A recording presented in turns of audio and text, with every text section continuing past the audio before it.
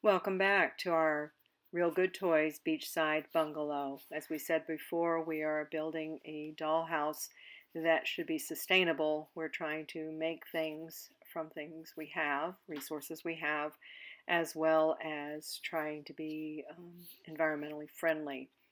And one thing I think is important, lights are absolutely beautiful. There are some expensive, gorgeous lights out there, but keeping in mind what we want to do with this Hawaiian beachside bungalow, I wanted to actually make our own lights.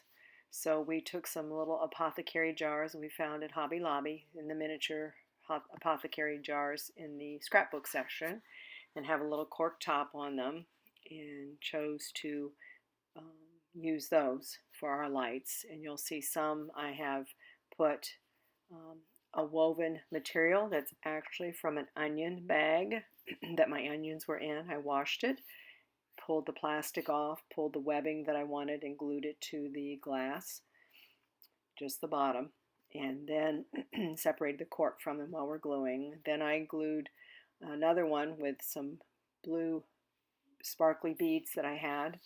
Another one, I found some ribbon that had a lot of crystals on it at the dollar store and glued those on to give it more of a prism effect. So you have little sparkly crystals. and and then another one, I used some seed pearls that I had in my box of beads. So it sounds pretty simple. It took a while to figure out what I wanted and how to make it work. And then what we did is we wrapped a wire around the top of the jar to secure it and glued that in place with Aleene's tacky glue.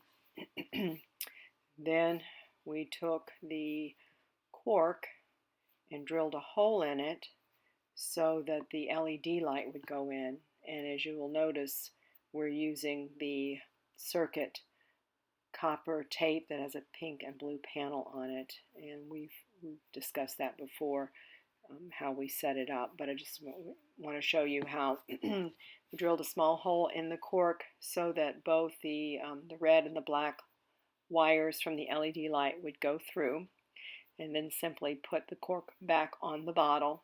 Some of the bottles, you'll notice I put some beads in them to give it a little crystal effect.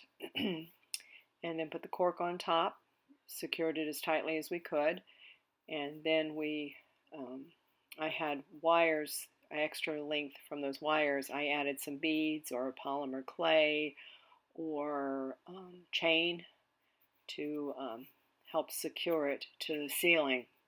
What I love about this is you can use your imagination and come up with some really exciting and creative ideas. You need to make sure you have enough space open so that you can see the light. You'll see that we attached a loop in the ceiling. It's an eyelet loops to keep it secure, and then attached the chain to that eyelet loop. And you can see the red and black wires are soldered to the pink and blue copper foil. And then you have the beauty of the lights actually working, shining through the house. You can see the crystal effect. It'll be fun when we get the furniture in to see how it looks.